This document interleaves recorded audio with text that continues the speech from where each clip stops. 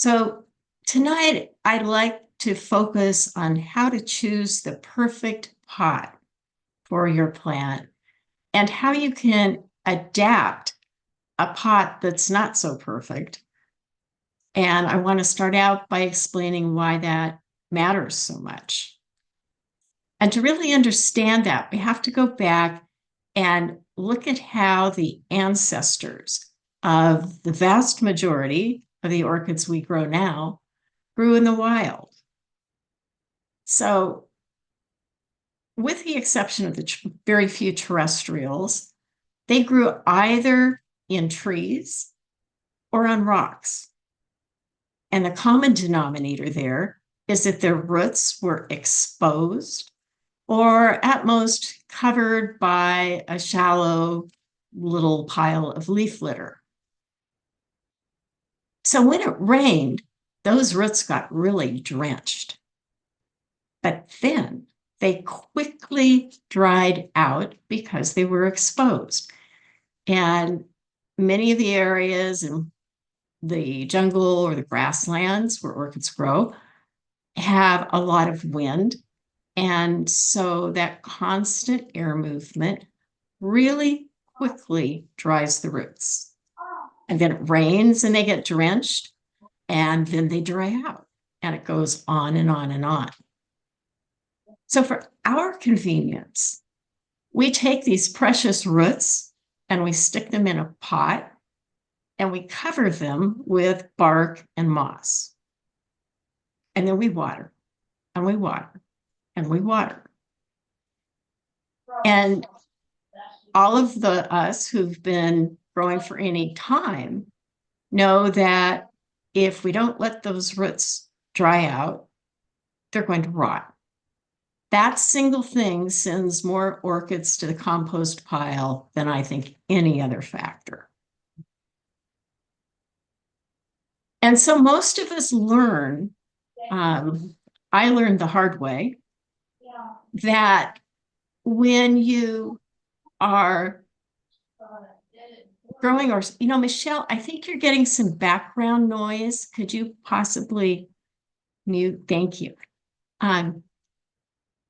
We learned the hard way that if we don't let those pots dry out between watering, that we're going to start losing a lot of orchids. And so we adapt. We learn that you water more in the summer, less in the winter. You adjust for changing seasons, wind, and all of that. But we still have problems with rot and all kinds of issues in our root ball. Why is that? So if you have areas in your pot that are not occupied by the root ball, those areas cannot dry out the way the rest of the pot is. It's not just evaporation that dries out our roots. It's that root ball, that orchid plant is sucking that water out of the pot.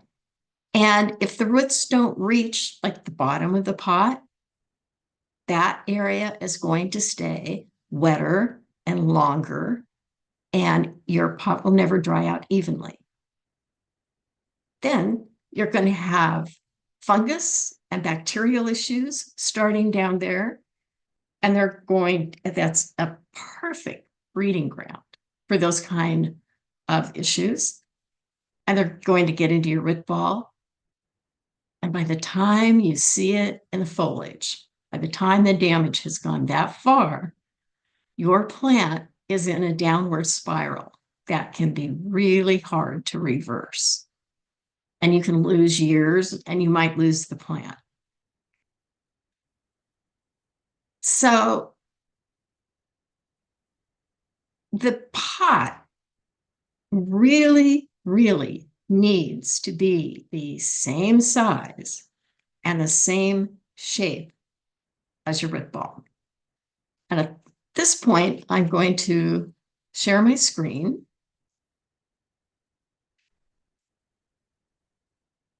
And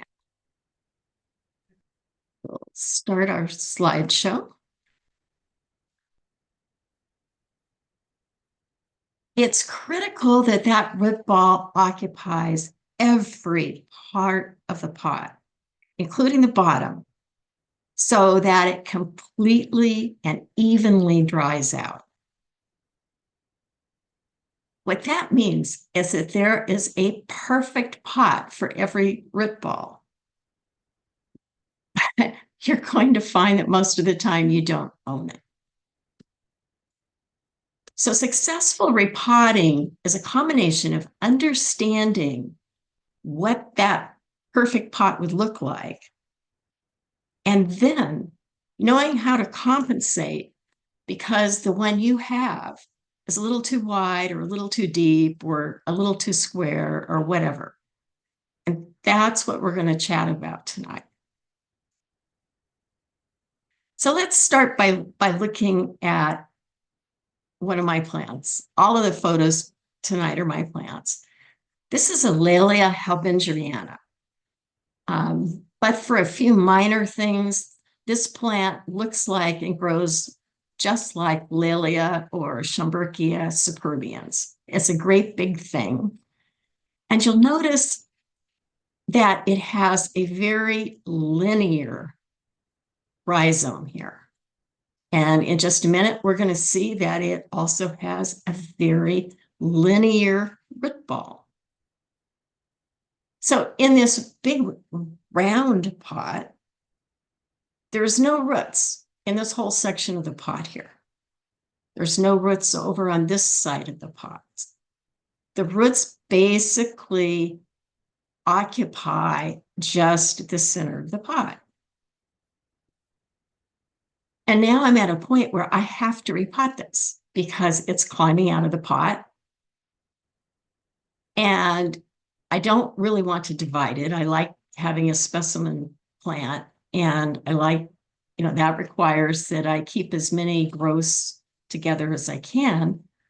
But if I go to a bigger, rounder pot, the whole problem here is just going to get worse because that root ball is not going to get any wider. So what about if we take this long linear root ball and we put it in a long linear pot? And this isn't an orchid pot. This is a window box. I bought this at Home Depot. It was like $3, $3 or $4. With a lot of orchid pots and virtually all of the non-orchid pots, you have to start out by drilling a bunch of extra drainage holes. If you don't have orchid-worthy drainage in your pots, you might as well just not even bother to repot because things will not go well. So I took this window box, drilled a bunch of holes in it, and here, now that if you look at this, you can see that this root ball fits the width of this pot really well. But the pot was too long for the root ball. So I would have had this area here and this area down here with no roots to dry it out. So instead, I took a couple of other pots, smaller pots, turned them upside down, and just stuck them in there. And basically that eliminates most of the bark that would otherwise have gone in here into the pot without any roots to dry it out. And it works really well. This plant happens to be blooming right now, and it is very happy. So this is my Mediocalcar decораtum. This is what people often call the candy corn orchid because these little flowers are exactly the color of candy corn, and they're not far off the same size. And this plant has a very shallow root ball and a wide spreading habit. It really grows out horizontally. When I bought it, it was in a 4-inch pot. I repotted it once or twice in that. Wasn't very happy. And so when I focused on the root ball, And the fact that the roots were so shallow, I tried to think of what I could use that would accommodate a very shallow root ball, but also be wide to accommodate the plant's growth. These are the little pot saucers that you buy to put under your house plants to keep the carpet or your furniture from getting wet when you water. And I got these at Ace Hardware, but I've seen them in several places. Do it yourself, DIY also has it. There's a couple of things I really like about these saucers. One thing is they're very strong. Your orchids will not thrive in anything that is flimsy. They lived on a tree. That tree didn't flex. So, you want a nice, strong place for your orchids to grow. It's very easy to drill a bunch of holes in these. So I started my Mito Calcar out in the smaller size, and then I moved it up to this size, and now it's in this size, and it actually has grown out of the pot. I've got it's almost 3 feet across. So I'm going to have to repot it one more time. And I haven't quite found the perfect replacement. This is as big as I can get. But these pot saucers are very, very good for plants that have shallow root balls and spreading habits, which includes a lot of the bulbophyllums. This is my bulbophyllum falcatum. And it grew from this size saucer into the largest size, and then it grew out of that. So I've had to divide it, and now I have it back into 2 of these, and I gave one away. So a lot of times, the perfect pot isn't an orchid pot. It may not even be something that people intended you to use for a pot at all. But if it's the right size and shape of container, and you can drill holes into it for drainage, and it's strong and inflexible, it works. Sometimes you find the perfect orchid pot at the 99-cent store. I found in our local 99-cent store, I was walking through the automotive section of all things, and I found these big rubber pans that were the perfect solution to repotting my Dendrobium speciosum, which was a really big plant. It was in the largest conventional bulb pan I could find, and it had outgrown it. And so I looked at these rubber pans that I saw. I think they might have been oil pans. I don't remember. And they weren't strong enough, but if I stacked 2 of them together, then I got the strength that I needed. So I brought them home, gorilla taped the rims of the pots together, drilled a bunch of holes, I had to be really careful that I kept the holes aligned so that the 2 pots didn't twist and block the drainage holes. And my speciosum has thrived in that, and now it's ready to be repotted again. So I have to find something else for it. Big orchids can be a real challenge to find a good pot for. The problem is that as you get pots, and you get in your larger sizes, as the pots get bigger in diameter, for whatever reason, they seem to get disproportionately deeper. And that's usually the last thing you want. So this is my Cattleya picavia. And I had taken it out of the largest conventional orchid pot that I could find. And I was just sitting it inside of other things to see what I could do. This is an aquatic pot plant. So these are actually made for like koi ponds and to plant your water lilies in. And the great thing about aquatic pots is that the sides are fully perforated, as is the bottom. It's intended to get very good water flow to the roots of the water lilies. But for us, it gets fantastic airflow into our root ball. And they tend to be very, very strong because they're made to hold sopping wet big plants in ponds. So I've used these several times, and you can get these easily on Amazon. They have a number of different sizes. So as I look at this plant, again, it's just sitting in there. That's just the naked root ball sitting in there, basically, right after I took it out of the pot. This aquatic pot is a good depth for it. It's almost like a perfect depth. And you'll notice that when I sat it in here, I didn't center it. It's not in the middle of the pot. This is like many of the cattleyas and lallias, in fact, like a lot of orchids. This plant is growing in a direction. It also is growing off a little bit to the other side, but the primary growth is here. See these new baby pseudobulbs right here?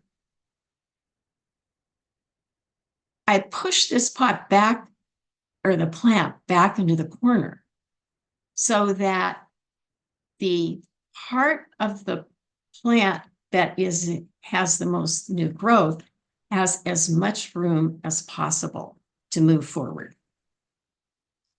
That will keep this plant in this pot for as long as possible. But there's some other things we have to look at and some factors to weigh. We just finished talking about the fact that you wanted the root ball to occupy every part of the pot. Well, if you look carefully here, you can see a lot of daylight in this corner. So I'm going to have an area here full of bark, but I'm not going to have any roots in it right away. And that's a problem.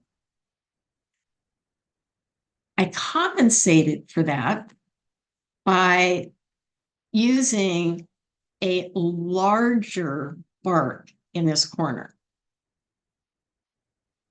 Big bark creates big air holes, faster drainage, and it dries out more quickly. That's why we use big bark on plants like cattleyas and lilies that want to dry out quickly. But I use particularly bigger bark there. I'm also compensating to some degree just by using this pot, because all this perforation here will really help dry that corner out a lot. And the last factor is that I know this plant. I've been growing this plant for almost 10 years, and this thing is a beast. I mean, it would devour small children walking past if I didn't keep an eye on it. So I'm fairly confident that when I pot this plant will throw out roots. It will quickly grow into this area. Now, if this was a Phragmipedium or some of the other plants that are a little finickier, a little slower growers, a little touchier, I might not have used this pot. That would have been too big of an area. But this is what I used, and you can see it's blooming pretty happily. You can see if you look down here at the bottom, here's the aquatic pot sitting there. And in a couple of years later, it needed to be repotted again. You can see that here's the growth area. It's growing right out of the pot again. And look at how the roots have filled in here. It worked really, really well. But these aquatic pots are very nice. Unfortunately, I don't find them in smaller sizes. They mostly come in various degrees of large, but for bigger plants, it's a great choice. So let's look at a small plant. This is a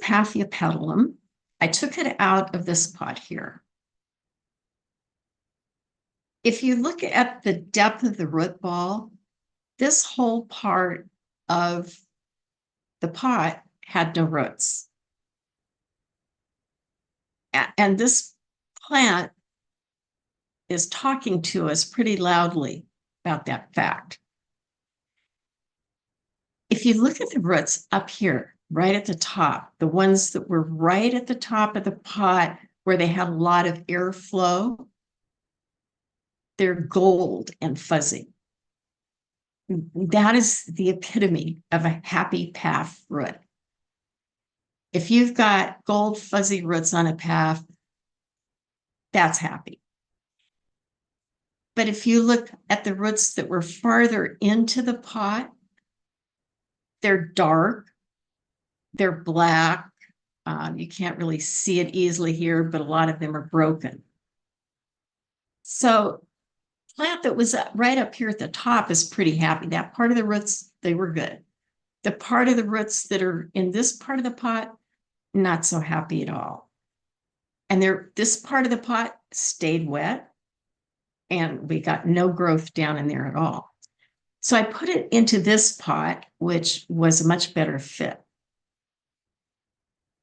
Your goal with almost all orchids is to get them into the smallest pot you can.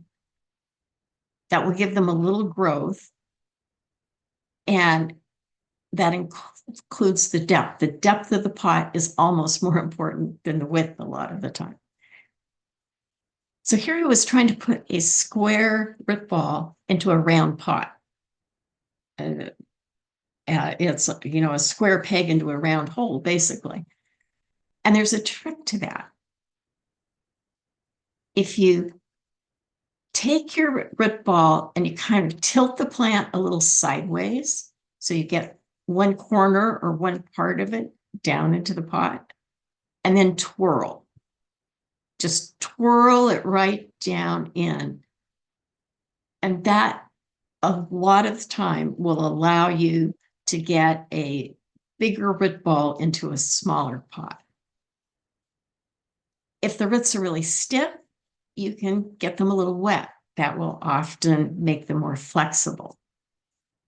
But I am reasonably confident that when we come back to repot this in another couple of years, that this is going to be a much happier root ball than it is here.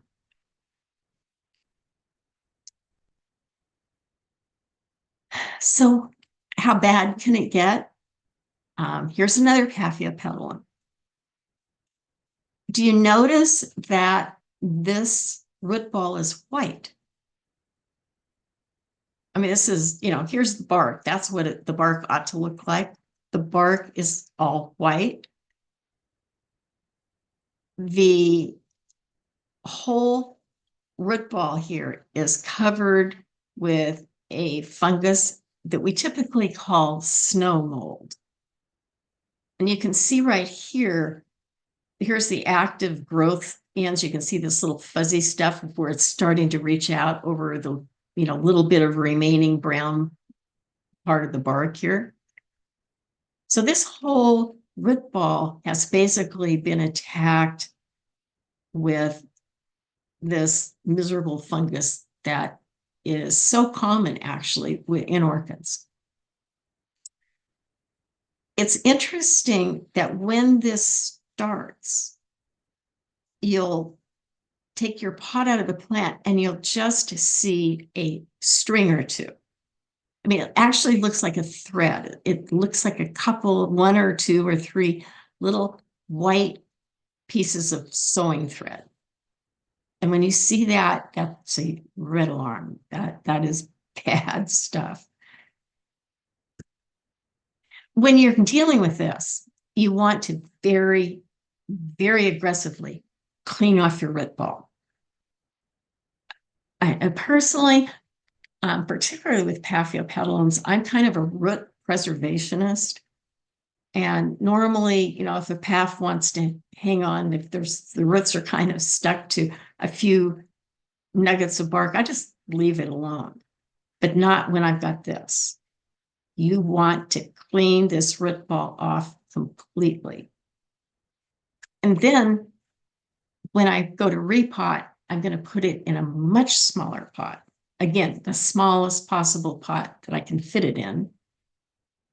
And because I know that there's still going to be cellular level mold left in there, I'm going to use a larger size of bark than I normally would, because that will keep it drier and create a habitat that's will make it much harder for the mold to reestablish. The drier you can keep the pot, the less likely you are to have this issue. And people often ask, well, what can I spray with? The problem with spraying root balls is that you're going to kill all of the good microflora as well as the bad stuff. So I really don't like to do that. And when I pot at the Huntington, I'm a weekly volunteer at the Huntington Library. I work repotting orchids 1 day a week and have been doing that for 11 years. Volunteers and employees are not allowed to handle any kind of chemicals. I mean, the worst we can do is rubbing alcohol. We found that if you correct the problem, which is the fact that the pot was too big or the bark was too small or that you watered too often, you don't have to use a lot of chemicals. And I think your plant has a better chance to recoup and fight off the mold on its own than it does if you spray the roots and literally sterilize the roots itself. I don't think that's a healthy thing to do to your plants. So, here's some typical orchid pots. You notice that they're taller than they are wide. And if you've been repotting a while, you know that more often than not, when you pull plants out of pots like this, the root ball doesn't go all the way to the bottom. And that, again, is how you create a perfect breeding ground for fungal and bacterial issues. These nursery pots, they're perfect for cymbidiums, but I wouldn't use them. I don't use them for anything else. I think in the 11 years that I have been potting at the Huntington, I have used a nursery pot for an orchid exactly once. And that was a Paphiopedilum polycopingii. And that thing had a wingspan of close to 4 feet. It was huge. But I just don't like this configuration, except for cymbidiums. We'll talk about them at the end. They're very different.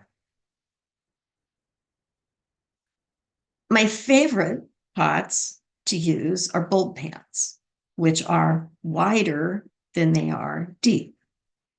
I find that these fit most orchids very well. Not every root ball, but a lot of them seem to fit into bulb pans better. The bulb pan fits the root ball more closely.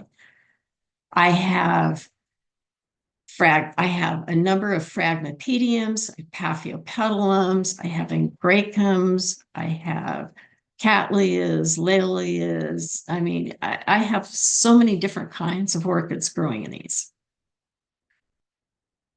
Unfortunately, since the supply chain issues of the pandemic, and since a couple of US manufacturers of pots have closed, like a lot of orchid pots are hard to source, and these seem to be hard to source. My favorite one of the bunch is this one here. And these come from Daiso, which is a Japanese version of a 99-cent store. Brandon Tam found these at Daiso in Orange County.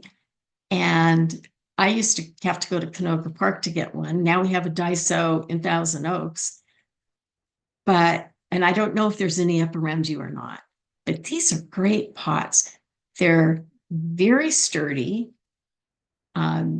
very lightweight for how strong they are. And look at this drainage. I mean, that is great drainage in a pot. This drainage is utterly inadequate. I mean, that should have a zillion more holes drilled in it. This drainage is not enough. This little pot, that's pretty good for the small orchid pot. This one, again, it's kind of okay at best for that size pot, but a few more holes would be better. But this is phenomenal. So always, always be aware of the drainage at the bottom of your pot and have your drill handy. And when you drill, there's a little thing about that too. It's almost reflexive to drill down. It's, easier. But if you do that, often when you flip the pot over and looked at it, you've created like a little plastic collar where the drill went through. It seems to push the plastic that you're drilling through up and into the pot. And a lot of times that can prevent the water from being able to drain out there. So it's really better to drill from the inside out. And you just have to figure some way to prop up your plant or your pot so you can do that.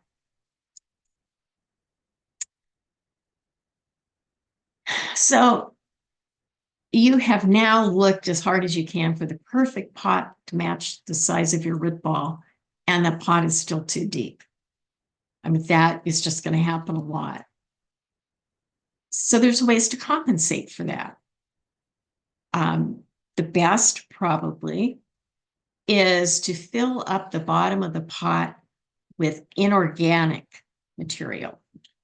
You can use, these are the clay balls that you get the Leica. There's several different versions of this that you can get from a hydroponic store. You can use rocks. In fact, we have one grower in Conejo Orchid Society who deliberately picks pots that are too deep and fills the bottom with rock and uses that as ballast to keep his plants on the bench when we get these crazy Santa Ana winds. So, I mean, you can accomplish a lot with material in the bottom of the pot. But if you fill up, if you don't have any roots to fill the bottom of your pot and you fill it with something that's inorganic, it won't break down. You won't have any chemical reactions going down there. You won't be supporting fungus and bacterial problems. And that's the main goal. This isn't as good, but you can, if you don't have rocks or Leica or something else, you can use really big chunks of bark. You see how we get these great big air holes when you use really big chunks of bark?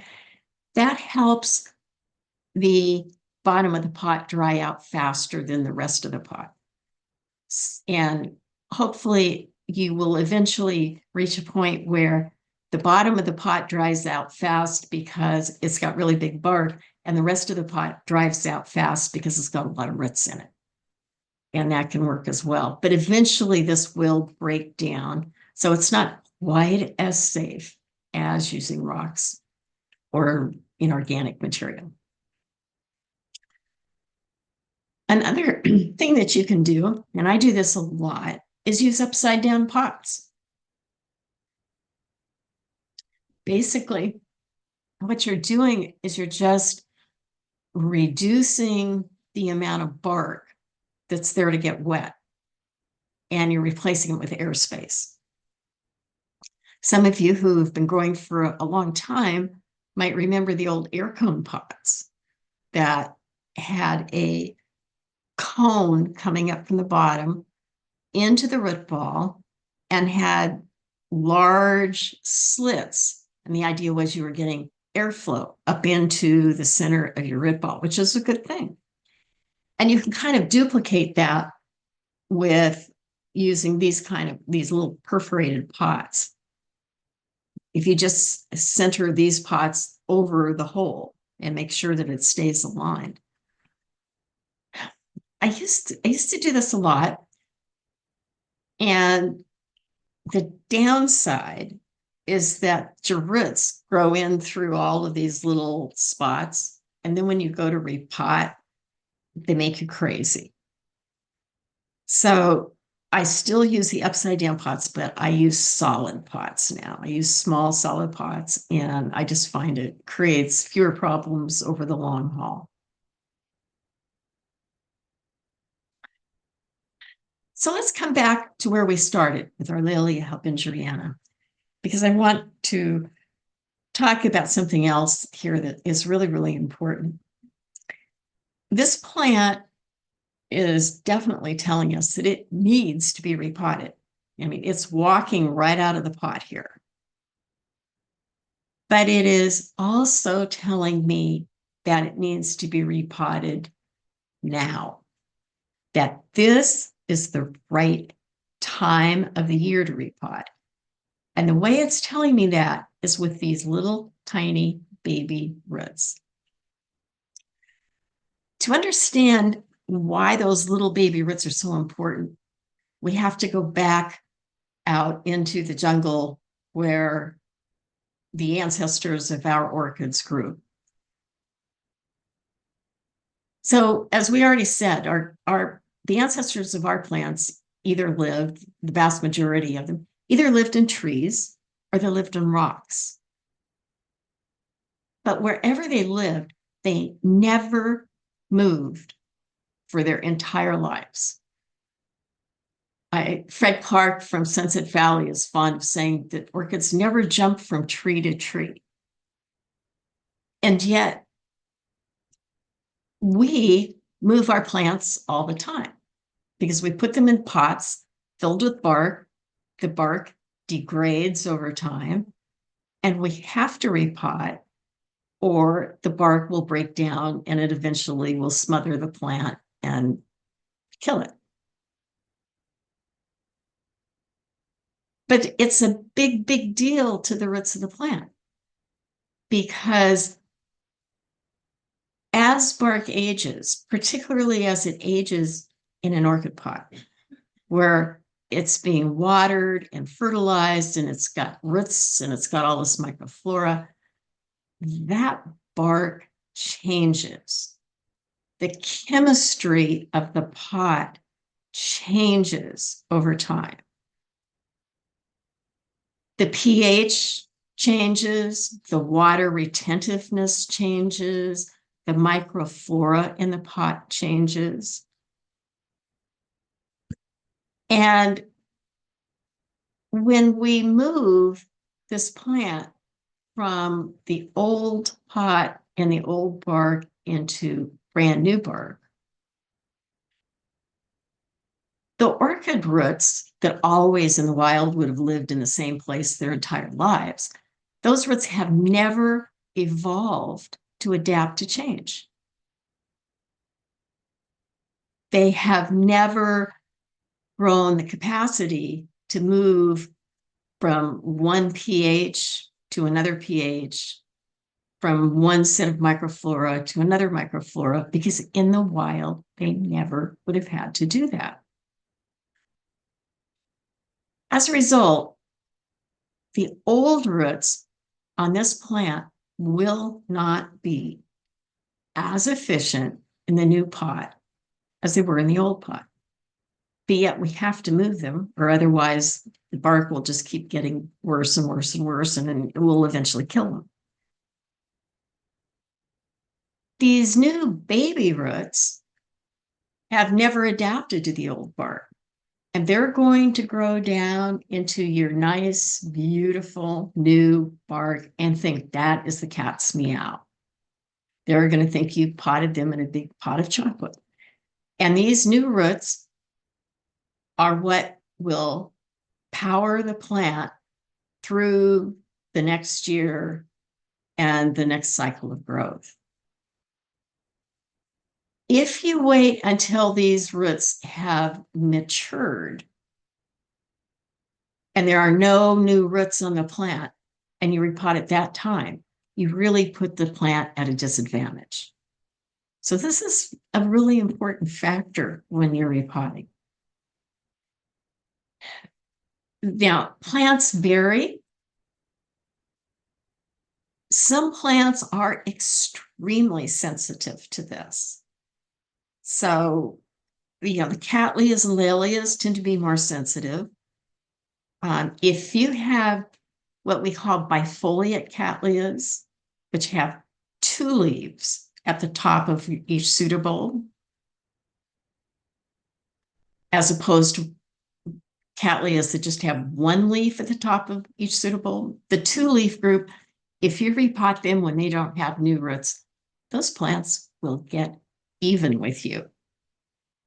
They may sulk for several years, or in some cases, they'll just start the long march to the compost pile. Paphiopedilums, on the other hand, they just kind of don't care. You can repot a path any time of the year that they're not in bloom. And they love being repotted. And if you've got a path that's just sort of lingering, the best thing you can do for it is repot it. A lot of times that gives them a little, just the punch they need. Now, cattleyas are very good about showing us their new baby roots. Some plants never will. You'll never see them on cymbidiums. You'll never see them on a number of plants. So the important thing to do is a little research and try to find out when the plant is first throwing out roots. And that's where your experienced club members can be really helpful to you. If you can't find anything out and you just don't know, what I usually do is I let the plant rest for a couple of months after it's bloomed, and I do it then. But that's always a little bit dangerous. So now I want to talk about cymbidiums, because everything we've said about all these other plants is not true when it comes to cymbidiums. They march to their own tune. They've got their own set of rules. And so many of us grow them because they're such fabulous California plants. So here's a cymbidium that needs to be repotted. We know that because there's no room for new pseudobulbs. It's right up against the side of the pot. And ideally, you would like a cymbidium to have enough room to put out one or two pseudobulbs all the way around. So with cymbidiums, you need a little bit of horizontal space between the plant and the rim. They like these big, deep pots. That's what they grow best in.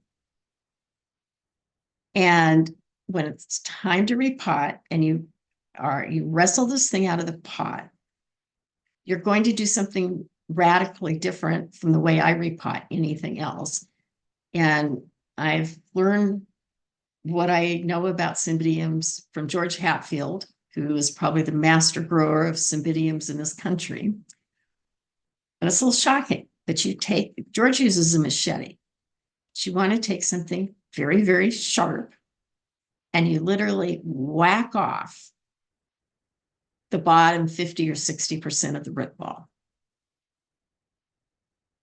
The reason you want to use something sharp is that if you make a sharp cut across the roots, new roots will grow right out of that.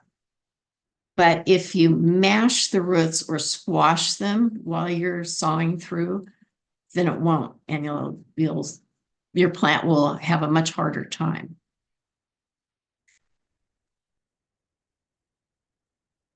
Then so we'll say that this is the new pot that this is the bigger pot that we're going to put our cymbidium into. You backfill, or you fill the bottom 60% of this pot, or whatever you need to get it to the right height. You fill it up with fine bark. with a cymbidium, you want to use fine bark because that stays the wettest, and cymbidiums are water hogs. So you use fine bark, even though they have really big roots. It has nothing to do with that. You choose your bark size based on how thirsty your plant is, and a cymbidium is a thirsty plant.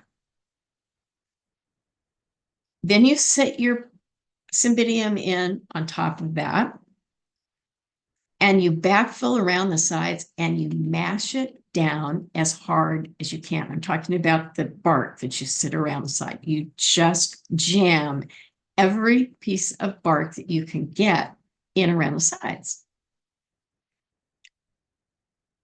And there's a reason for that. With any orchid that you repot, if that plant is not really solid in a pot, every time that plant gets wiggled or moves, the new roots that come out are going to get scraped against the bark. They're going to abrade and they will really damage. I mean, that can really set your plant's recovery back. And it's a big issue with the cymbidium because you've got all this superstructure here, and we grow them outdoors, and so they're in wind. And so you want them to be stuck down in the pot so tight that the root ball never gets wiggled. So now we've got it planted, and you look at this and you say, well, wait, we've just repotted this, and we've got almost 2/3 of the pot is all bark with no roots in it. And we've just said, that's what we've been trying to avoid all night. And that's a fact. But cymbidiums are different. If you take this plant and you repot it and you set it someplace with good light and you give it a good fertilizer, they're sort of fertilizer hogs also, and you water it at proper intervals, these big standard cymbidiums will sneeze and throw out roots into the bottom of this pot. And within 2 to 3 years, when you come back to repot, this pot will be bulging at the side if you grow it well. I mean, you will have a root ball that is a solid brick. It's just the way that these plants grow best. And they are, quite unique in that regard. But if you did the same thing with a Paphiopedilum, you've got nothing but compost. And, Cattleyas, Lilias, Dendrobiums, none of them want to be treated this way, but cymbidiums love it. So, except for cymbidiums, your root ball needs to occupy every part of the pot, including the bottom. There's a perfect pot for every root ball. You often won't own that pot, but we've talked about how you can compensate by using bigger bark, by using inorganic material at the bottom of the pot, by using upside down pots in the pot, by using pots that are highly unconventional, like plant saucer trays or aquatic pots or window boxes. And I'm sure that when you are in your local hardware store or garden store looking around, you'll find more things yet that will make the perfect pot. So every orchid talk needs to have a few orchid pictures, so I just wanted to share a few of mine. This is my Cattleya purpuratas, my Roseoglossum williamsianum. Long petal frags sort of speak to my heart. These are my faves. I have a number of these. And this is a big, huge hunking bulbophyllum. This just recently got awarded. And I wanted to mention that if you like this information or you'd like to see some more of it, I just finished a 6-page article called Thinking Outside the Pot for the April issue of Orchid Digest. That article is going to focus solely on picking the pot. And then my goal is to have another article for the following issue where I talked about compensating the kind of things that we did and some more. And they would like me to write a monthly or it's a quarterly magazine. They would like me to do a quarterly culture article. I don't know if I can keep up with that forever, but we'll give it a try. So if you'd like to see some more, you might think about subscribing to Orchid Digest. It's really a great magazine.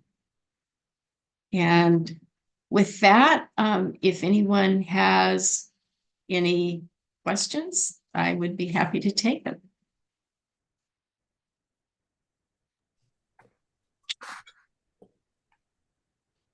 I have a question. Sure. I am like never had an orchid before. I'm totally new at this, and I have a grocery store orchid, what I call a grocery store.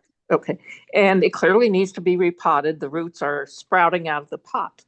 So when I do that, for the ones that are sprouting out, do I trim them or kind of tuck them in so they're part of the root ball? Is this a Phalaenopsis? That sounds good. The white ones? Okay. Pardon? The white ones. Right. They're sort of round and flat flowers. Yes. Yeah. Yeah. Okay. Those aerial roots are very, very common with Phalaenopsis, and they have matured outside of the pot. So they will not adapt to being buried. They have grown to live one way.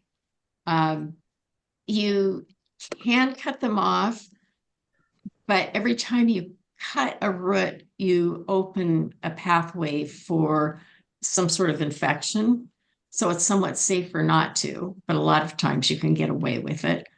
But I wouldn't bury them in the pot, just leave them and either cut them off or just let them continue to wave out in the air. Yeah, let them be part of the theme. Right. I mean, that plant grows, or the ancestors of that plant grew in trees. So big aerial roots is very natural for it. Great. Thank you very much. My pleasure. And every single one of I would be willing to bet money that every single one of us on this call tonight started with the exact same plant that you're growing now.